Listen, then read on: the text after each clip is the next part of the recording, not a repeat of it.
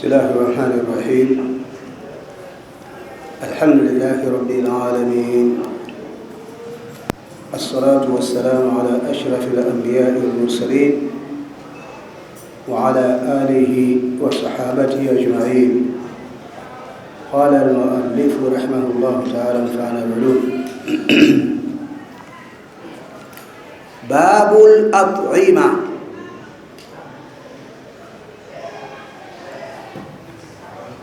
Mlango wa vyakula ambavyo vilivyo halali na vilivyo haramu.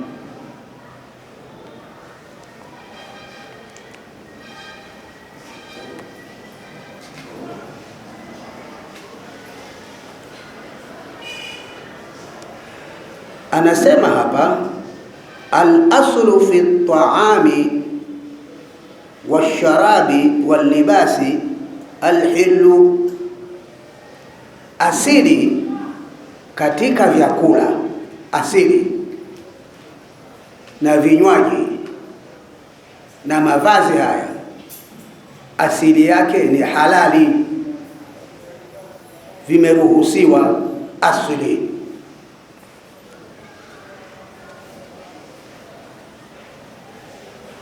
Kwa hiyo sasa, fala yuharrimu minha, visiharimishwe katika hivyo, illa ma harramahu Allahu wa rasuluhu, isipokuwa vile ambavyo vimeharamishwa na Mwenyezi Mungu na Mtume.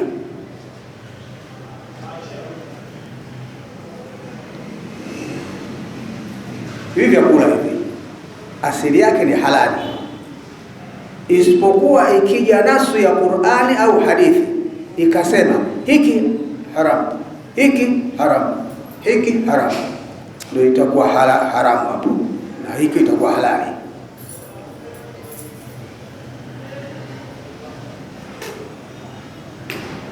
Illa ma harramahu Allah, isipokuwa katika vile ambavyo Allah ameharamisha ndani ya Qur'ani, wa rasuluhu, na mtume wake kwenye hadithi, basi vitakuwa haramu hivyo.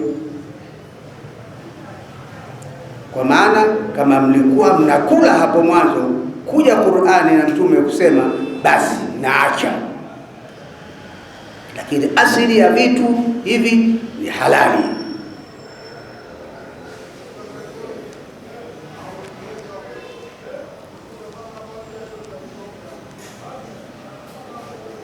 Liannaha, hakika ambavyo vile ambavyo visivyotajwa, dakhilatu fi umumi al-adati, vitaingia katika umumi ya ada, al-mabuniyatu ala al-hilli, vilivyojengewa katika uhalali.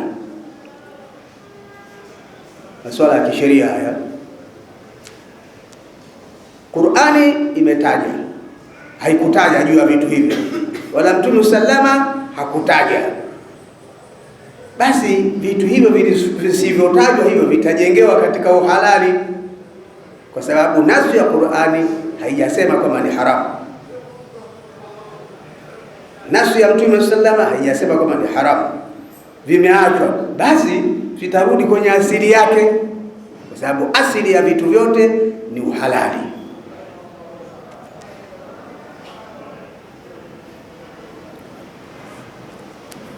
Walmuharramu minha ma'dudun, na vilivyoharamishwa katika hivyo vimehesabiwa.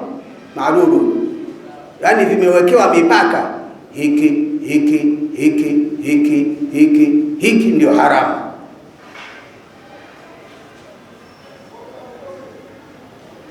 Mimma yadullu ala baqa'il matruki ala aslihi, ambavyo vinavyofahamisha juu ya kubaki vilivyoachwa, vinarudi kwenye asili yake. Wa huwa al-afu, ni kusameheka. Kwa hiyo visivyotajwa kwenye Qur'ani na Sunna uharamu wake vitarudi kwenye asili yake ya uhalali, kwa sababu asili ya vitu vyote halali unaweza wakala au ukatumia.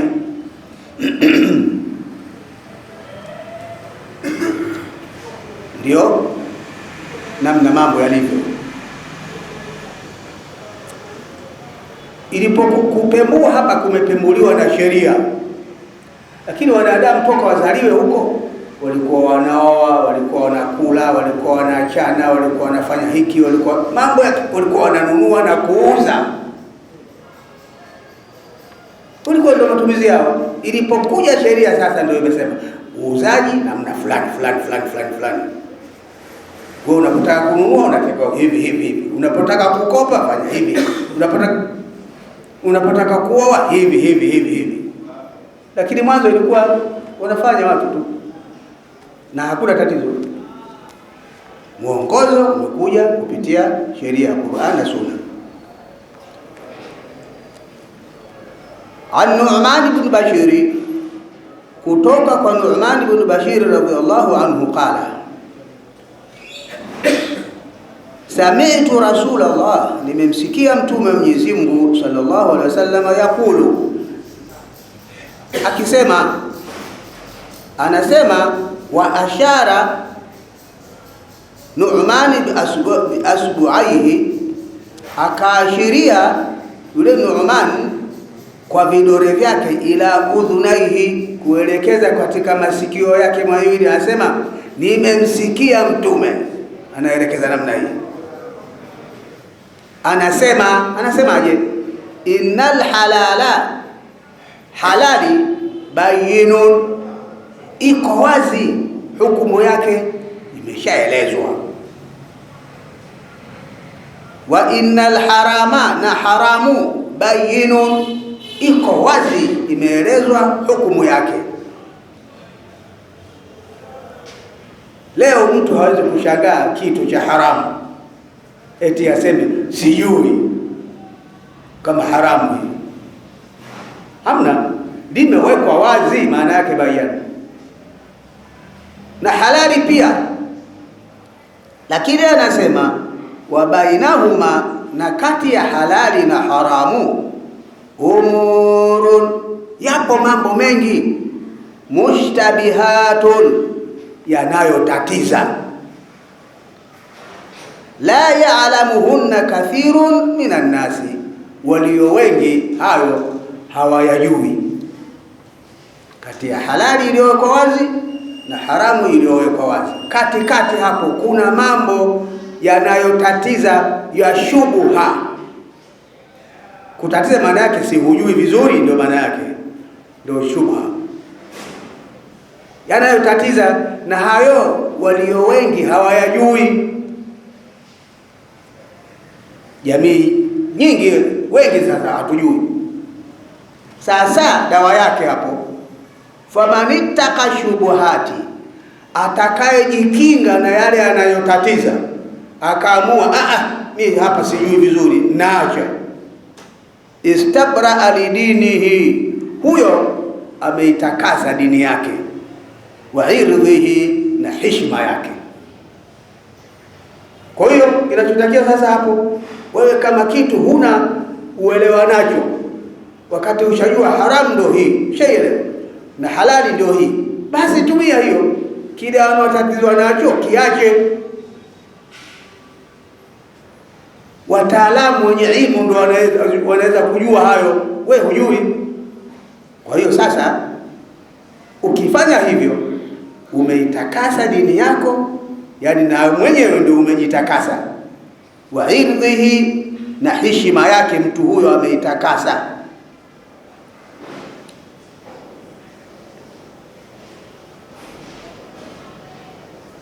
Wa man wakaa fi shubuhati, na atakayejiingiza kwenye shubha, kwenye jambo ambalo linalotatiza, wakaa fil harami, huyo amejiingiza kwenye uharamu, huyo ndio maana yake.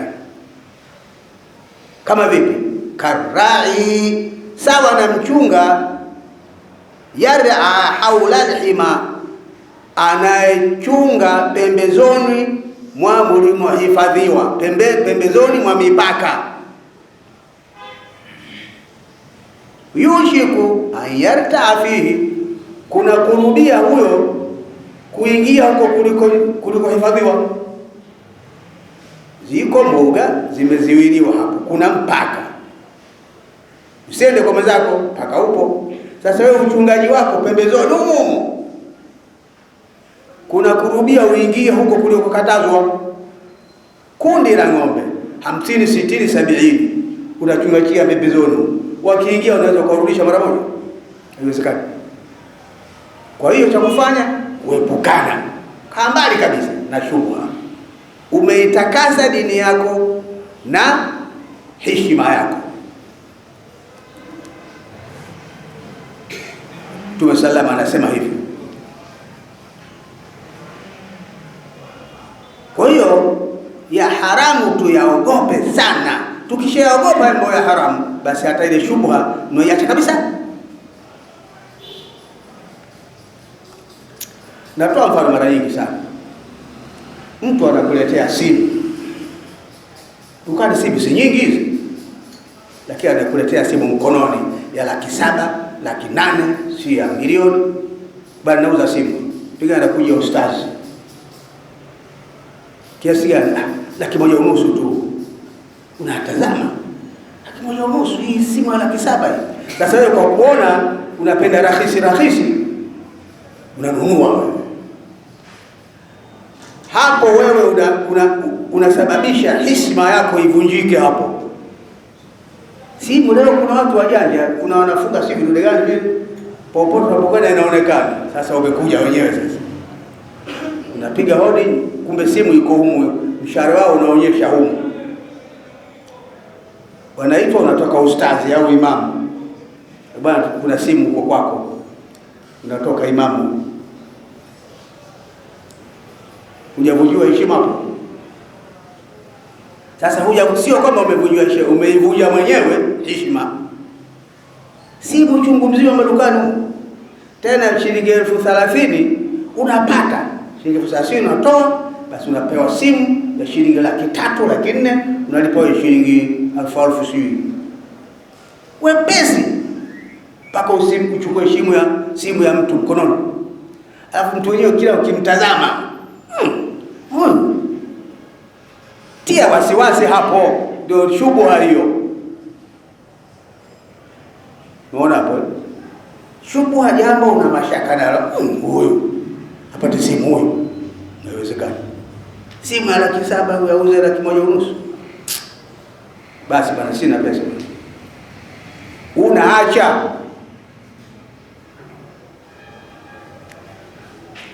Ukifanya hivyo umeitakasa dini yako na heshima yako.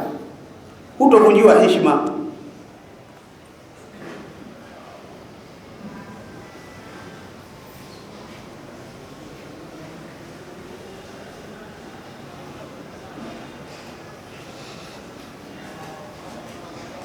Faman ittaqa shubuhati, atakayejikinga na shubha. Shubha ni lile linalotatiza, ulijui vizuri, akaachana nalo. Istabra alidinihi, dini yake ameitakasa, ameisafisha. Wa irdhihi, na heshima yake.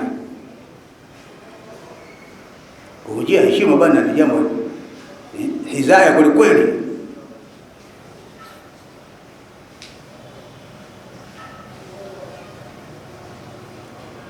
Na wewe mwenyewe ndio utakao uhakikishe heshima yako unailinda.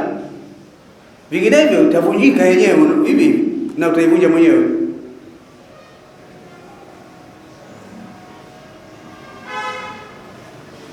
Vitu hivi ndio rahisi.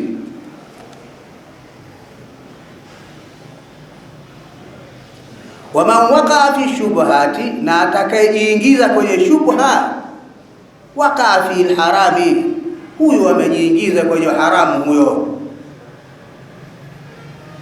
Karai, sawa na mchunga. Yar'a, anachunga haula alhima, pembezoni mwa mipaka. Yushiku, ukurubia huyo, an yarta'a fihi, kuingia huko, kuchungia kwenye sehemu ya mwingine. Kwa hiyo cha kufanya, kaa mbali na mpaka, ndio kuacha shubha. Jambo hulijui wewe halali wake, bwana wewe tafuta nini huko? Halali iko wazi na hiyo ndio hii, haramu iko wazi na hiyo, lakini hii sijui, achana. Ala jueni nyinyi, wa inna likulli maliki, kila mfalme, hima, ana mipaka. Ala wa inna hima Allahi, hakika ya mipaka Mwenyezi Mungu, maharimuhu, yale makatazo yake, ndio mipaka yake. Kwa hiyo ukiingia kwenye shubha, basi dhahiri unaingia kwenye mipaka ya Mwenyezi Mungu katika yale waliyokataza. Unaingiaje kitu hukijui? Ala jueni nyinyi, wa inna fil jasadi, na hakika katika mwili, mudghatan, kuna kajinyama ndani ya mwili humo. Fa idha salahat, kitengenea hicho kinyama hicho kikaa vizuri, salaha jasadu kulluhu, mwili wote utatengenea huo. Wa idha fasadat, hicho kajinyama kakiharibika hapo, fasada aljasadu kulluhu, mwili mzima utakuwa umeharibika. Ala tambueni, wa hiya alqalbu, ni moyo, wa kuangalia sana moyo, ndio utakaye kusababishia kuingia kwenye matukio huyajui moyo. Sasa moyo ukiwa safi, basi mambo yako yote, dini yako itakuwa safi na heshima yako italindwa. Moyo ukiharibika, utaingia kwenye matatizo. Ndio Mtume anatuambia.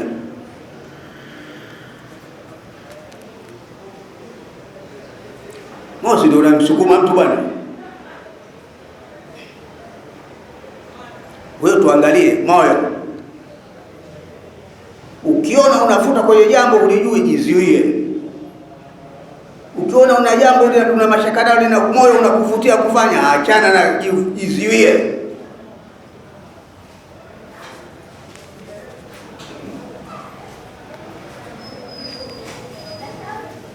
Hivi ndivyo Mtume anavyofundisha. Hii ndio dini. Muislamu hawe mtu wa ovyo ovyo. Jana tumesikia nani Sheikh Ismail Maiko hapa.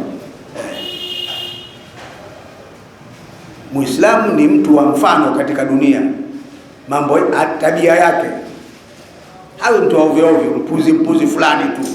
Kila kitu tatizo, kila kitu tatizo. Hawe hivyo. Kwa sababu tunao mwongozo ulio sahihi. Sasa tunapotoka vipi?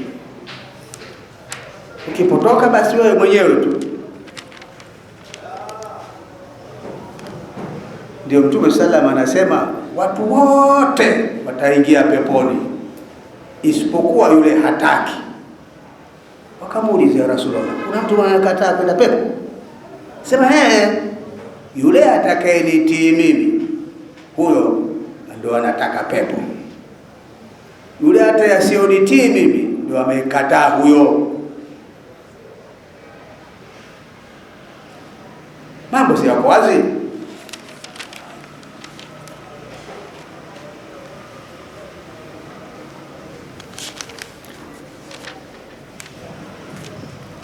An Anas ibn Maliki, kutoka kwa Anas mtoto wa Maliki radhiallahu anhu qala, Anas anasema anfajana arnaba bimarri dhahrani, tumemkurupusha sisi sungura sehemu moja inaitwa marri dhahrani, tumemkurupusha. Tulikuwa tunatembea huko mara kwenye kichaka, unajua sungura wanamokaa mle kwenye vichaka vidogo vidogo tu. Fasal qaumu, watu wakawa wanamkimbiza kile unajua sungura chenga zake. falaghabu, paka wakawa umemshindwa kumpata. Anas anasema wa adrakatuha, mimi nikamdhibiti, nimempata. Fa ataitu biha Aba Talha, nikaenda na yule sungura kwa Babi Talha. Fadhabahaha, akamchinja. Wa ba'atha ila Rasulillah sallama, kapelekewa Mtume sallama. Biwarakiha, mguu wake huu, paja lake, tako lake, au fakhadhiha, au paja lake. Faqabilahu, Mtume akapokea, akakubali. Tunachongelea nini kule? At'ima, vyakula vilivyo halali na haramu. Kwa hiyo kwa mujibu wa hadithi hii, sungura ni halali. Ndio vizuri hapo. Sungura ni halali kwa mujibu wa hadithi hii. Maana kama asingekuwa halali, Mtume asingepokea.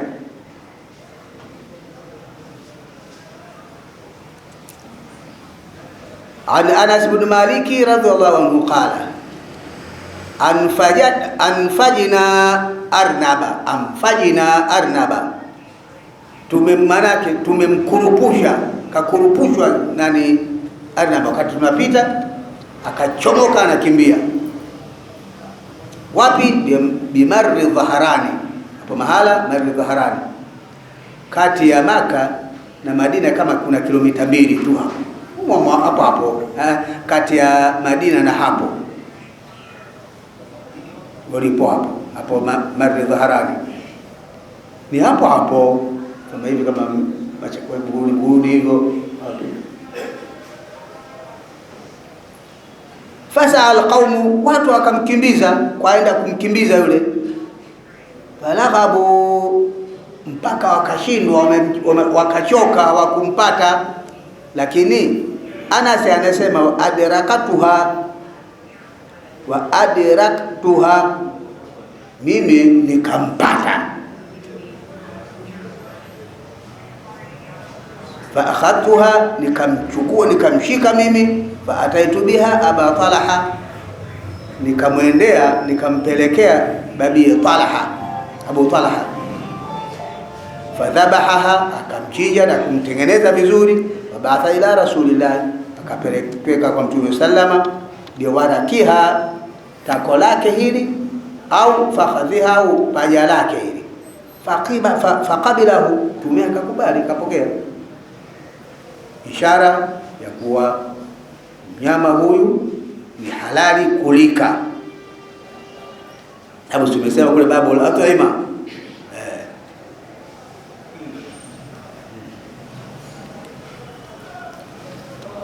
Allahu Rasul alamin. Basi Uislamu haukubakisha jambo, ni sisi tu. Kama hujui hilo jambo, basi ni uzembe wako. Lakini vitu vyote vilivyo halali vimeshaelezwa na vilivyo haramu vimeshaelezwa. Kwa hiyo Waislamu wafuatilie, usio wanakula ovyo na kufanya mambo ya ovyo. Hapana, hakikisha hiki kimeruhusiwa. Alhamdulillah rabbil alamin, wassalatu wassalamu ala rasulillah sallam. اللهم ربنا تقبل منا انك انت السميع العليم، وتب علينا انك انت التواب الرحيم. اللهم زدنا علما وارزقنا فهما. صلى الله وسلم على سيدنا محمد وعلى اله وسلم.